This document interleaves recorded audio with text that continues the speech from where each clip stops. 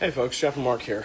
I did not get the light all correct like I did the other day, but I thought I would go over Ruth chapter 1 while I'm here on the treadmill. I'm trying to do more steps on the treadmill, and then I can do things like this. Anyway, Ruth chapter 1 starts off, here's the thing. So many times in life, we look at what we're supposed to do as a Christian, or even in any other faith group, and you're like, I know what I'm supposed to do, but you know what? I'm falling real hard times. I'm not hearing God or my God's voice at this point, and I'm just going to go do this thing just for a little while, and it's going to be okay. So that's exactly what happened. There was a famine in the land of Israel. There's a famine in the land of Israel, and there's this nation called Moab. Now, Moab were some horrible folks. You know, people in America are griping about Christianity right now, and some about Judaism. But these were people who, but if we look at other nations, they're doing things so much more horrible than us.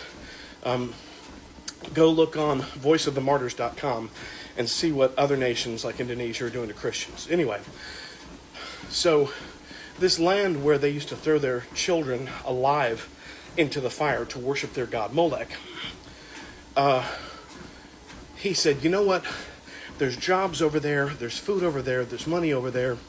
We're going to go there for a little while, just a little while. The old King James calls it a sojourn, just a little while, and then we'll come back. Well, they were there long enough. It was a father, his wife, and their two sons. Long enough for the two sons to grow up and marry two women. Then they were there long enough for the father to die, and then both children to die.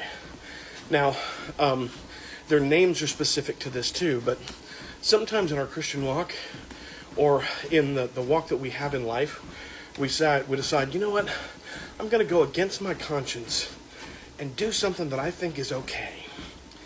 It'll just be for a little while, but that life usually holds us and brings us in and doesn't let us go.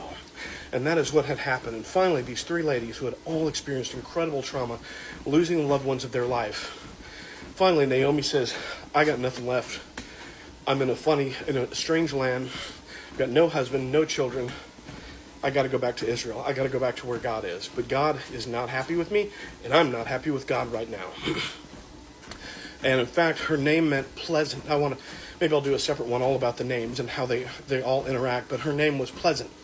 And she said, instead, don't call me Naomi, call me Mara. Call me bitter is what that word meant. She said, because the Lord has put his hand against me. And sometimes that's what it feels like. As you read the rest of the book of Ruth, you'll realize God is there in the midst of our difficult struggles, and God is there in the midst of our good times. So this has been about 3 minutes. I'm just telling you about that part. I'm going to do a Ruth chapter 1, part 2. But it's about sometimes in our walk, and it happens to all of us. It should happen to all of us if you actually go out and live, that every so often we'll say, I'm going to go against my conscience. I'm going to go against what God has told me, or what my holy word has told me. I'm going to do what I want to do. But that life can suck you in and hold you until it kills you. Not saying it always does, just saying it can. Okay. Chap Marc, Ruth chapter 1, part 1.